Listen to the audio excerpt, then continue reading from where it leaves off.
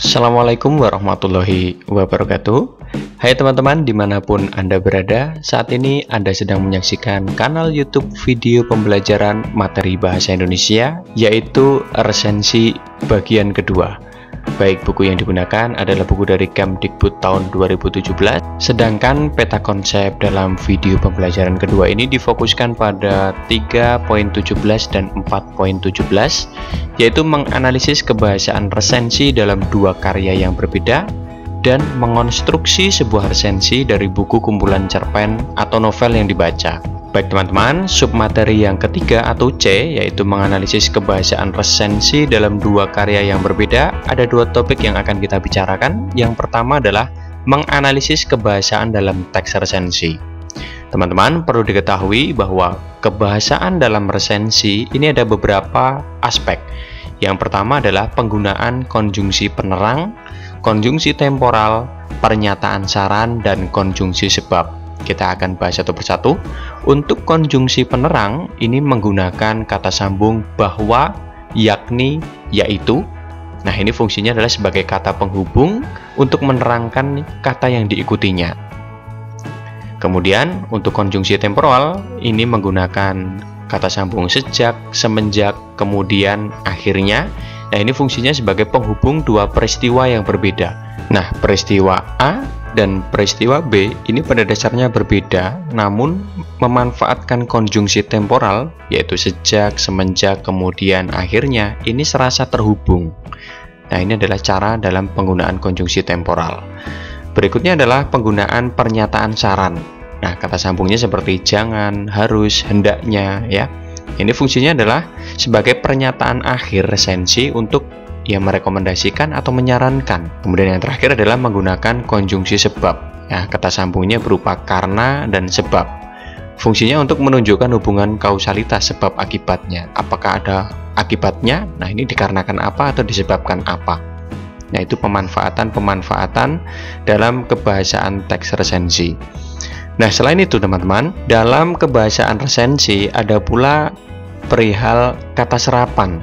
Nah, kata serapan yaitu kata yang memang belum ada di ejaan bahasa Indonesia, tetapi memang diserap. Ya, misalnya dari Inggris. Contoh di sini ya, sampai saat ini kisah Laila Majnun merupakan cerita yang paling populer di Timur Tengah maupun Asia Tengah, di antara bangsa-bangsa Arab, Turki, Persia. Nah, ini sudah diserap. Ya, sudah ada di EBI, ejaan bahasa Indonesia. Teman-teman bisa cek ya melalui KBBI. Kecuali Afgan, Tajik, dan Azerbaijan. Nah, ini belum ada. Kalau belum ada, maka kata serapan yang belum diebikan atau belum di ejaan bahasa Indonesia kan, ini harus dimiringkan sebagai penanda bahwa kata itu atau istilah itu memang murni diserap, belum disesuaikan dengan ejaan bahasa Indonesia. Nah, jadi hubungannya dengan meresensi tentu objek-objek karya yang ada kata asingnya, ya, ketika itu belum diserap, maka kita harus miringkan. Nah, itu adalah analisis kebahasaan dalam teks resensi. Ada tugas yang menyertai teman-teman. Yang pertama yaitu manakah kata serapan di bawah ini yang benar. Yang benar ini bisa dikasih centang ya, tanda centang. Ini saya contohkan di sentral. Nah, ini memanfaatkan KBBI bahwa sentral ini di KBBI sudah ada. Berarti ini bisa dicentang. Nah, jadi teman-teman bisa memanfaatkan KBBI untuk mengecek kata-kata di bawah ini manakah yang sudah benar penulisannya atau sudah masuk dalam serapan bahasa Indonesia. Untuk tugas kedua yaitu memperbaiki penulisan kata-kata serapan di bawah ini. Jadi ada beberapa kata di sini yang memang belum diserap, artinya masih harus diperbaiki. Kita sesuaikan menggunakan serapan bahasa Indonesia, tentu dengan panduan KBBI pula. Contoh di sini adalah base atau base ya tulisannya ya. Maka di bahasa Indonesia kalau kita cek, base itu adalah fase. Ya, fase di sini sudah masuk dalam ejaan bahasa Indonesia dan ada maknanya. Yang terakhir adalah membuat kalimat dengan menggunakan kata-kata berikut. Nah, teman-teman pilih salah satu saja ya untuk mengembangkannya menjadi sebuah kalimat. Nah, di sini saya mengembangkan unit ya atau unit. Bank tersebut membuka unit kerja di setiap kecamatan. Nah, unit masuk dalam kata di kalimat. Topik yang kedua yaitu menyimpulkan dua teks resensi berdasarkan kebahasaan. Nah, ini maksudnya adalah hasil resensi dari sebuah karya ini penting bagi penulis karya sebenarnya. Ya, jadi kita meresensi sebuah karya itu, hasil itu dianggap penting bagi si penulis atau si pemilik karya tersebut. Kenapa? Karena hasil resensi itu dapat dijadikan tolok ukur untuk karya selanjutnya, untuk cerminan ya, bagaimana karya yang pertama. Kemudian, oh begini responnya, begini kritiknya. Nah, ini untuk membuat karya selanjutnya. Nah, jika karya tulisan, maka menyoroti kebahasaannya menjadi bagian yang penting dalam meresensi. Nah, kita dapat membuat resensi dari karya berbentuk tulis, ya seperti novel, buku ilmu pengetahuan, karya sastra yang berbentuk tulis lah ya. Nah, contohnya di sini ada judul novel Twilight dan judul buku Tip dan Trik Jago Main Rubik, begitu. Nah, ini merupakan karya fiksi dan yang ini merupakan karya non-fiksi. Nah, kalau kita akan analisis ya, kaidah kebahasaannya, perbedaannya bagaimana?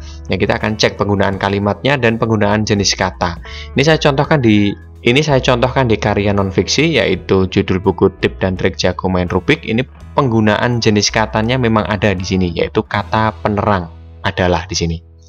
Nah, ini masuk dalam kaidah kebahasaan jenis kata pada karya non-fiksi. Nah, untuk karya fiksi dan yang lainnya nanti silahkan diteruskan sendiri. Berikutnya, subbab yang keempat atau D, yaitu mengonstruksi sebuah resensi dari buku kumpulan cerita atau novel yang dibaca. Nah, ini ada dua topik yang akan kita bicarakan. Yang pertama adalah mendiskusikan hal-hal menarik dari buku kumpulan cerita.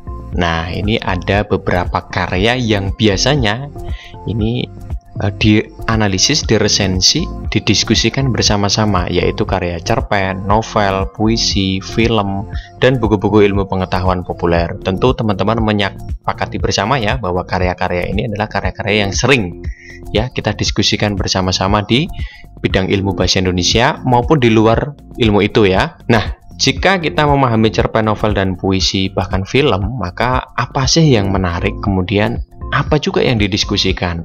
Ya, biasanya kalau kita baca cerpen, novel, film, ya menonton film, maka tokohnya, sifatnya, alur ceritanya, gaya bahasanya, kemudian latar-latar tempat, waktunya juga ya. Ini juga kadang-kadang menarik nih. Nah, kalau menarik maka kita diskusikan masuk unsur intrinsik dan ekstrinsik. Nah, bisa juga apakah karya-karya tersebut juga kelanjutan dari karya sebelumnya? Ya, tentu kalau karya sebelumnya kita sudah menontonnya, memahaminya, membacanya, dan menunggu karya selanjutnya.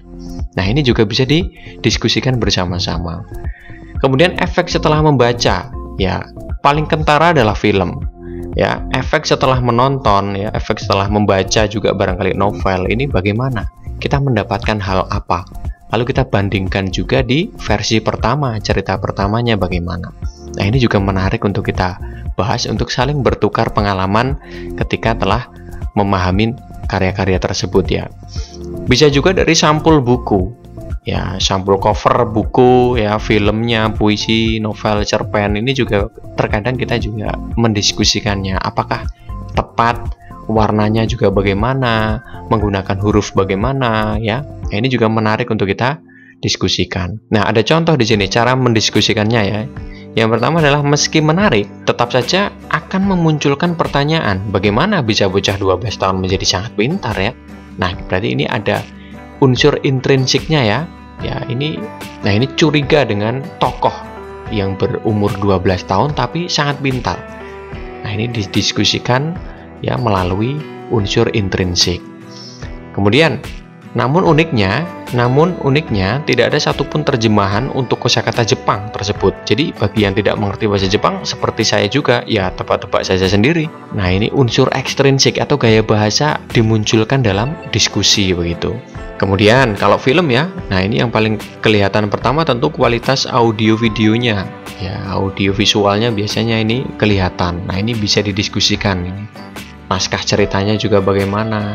Kostum yang digunakan, sutradaranya bagaimana juga ya, apakah memang berhasil begitu untuk video yang ia garap ini ya begitu.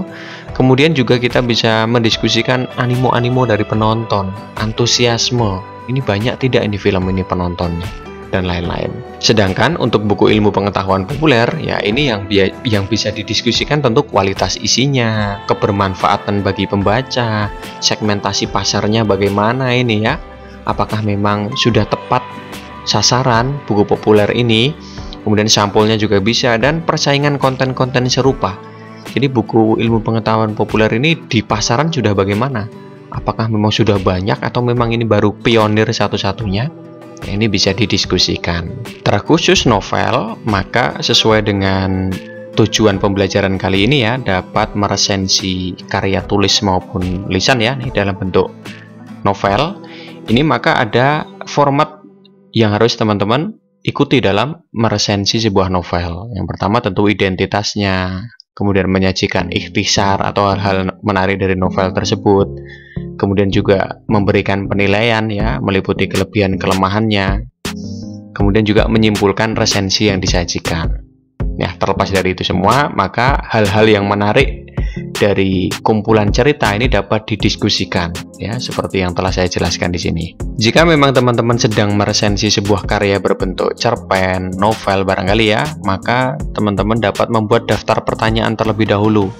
Nah, daftar-daftar pertanyaan ini penting untuk dipersiapkan ya. Ya, ini diskusi dapat dilakukan dengan membuat daftar pertanyaan terlebih dahulu, lalu nanti dijawab bersama-sama. Kemudian hasil jawaban yang dicari ini dengan cara berdiskusi untuk menganalisisnya.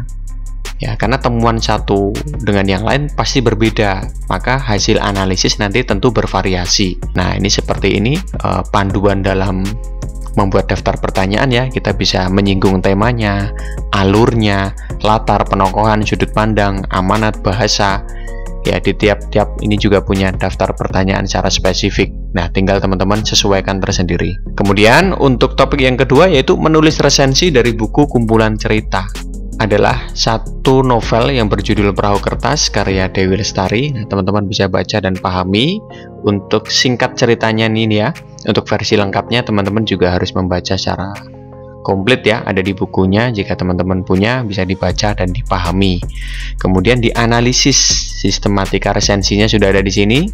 Jawaban Anda bagaimana ya? Nah, ini bisa menjadikan satu hasil ya, produk bahwa teman-teman telah meresensi sebuah karya sastra, meresensi sebuah film ya. Di sini ada film yang berjudul My Stupid Boss kedua, berarti ini seri kedua dengan judul Kekacauan yang Padu begitu. Nah, ini adalah identitas dari bukunya ya, seperti sistematika atau format meresensi ya. Kemudian di sini ditampilkan sekilas mengenai sinopsisnya. Di sini merupakan penilaiannya yang berupa keunggulan dan kelemahannya. Sketsa berisi parodi budaya, apik tapi kurang lucu begitu. Kemudian juga ada beruntung punya pemain dan kolaborasi peran yang solid. Nah, ini adalah salah satu penilaiannya. Kemudian ditampilkan di akhir berupa rekomendasi tentu. My Stupid Boss 2 tampil lebih baik dari film pertamanya dan lain-lain. Nah, ini penulisnya adalah oleh Raja Lubis begitu. Nah, ini adalah satu contoh bentuk ya, bagaimana cara meresensi sebuah karya, dalam hal ini berbentuk film. Baik teman-teman, kita akan berjumpa kembali di video berikutnya. Salam pemerhati pemaham, merdeka belajar. Terima kasih. Wassalamualaikum warahmatullahi wabarakatuh.